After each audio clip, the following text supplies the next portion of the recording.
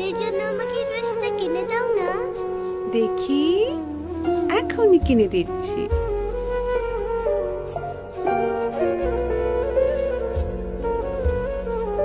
এইটা? এটা? হ্যাঁ। এই ড্রেসটা পরলে তো তোমাকে একটা অ্যাঞ্জেলের মতো লাগবে। ওলে বাবা। মা, অ্যাঞ্জেল মানে কি? অ্যাঞ্জেল মানে জানো না? অ্যাঞ্জেল মানে তো পরি। মা, আমি কি পরি হতে পারবো না?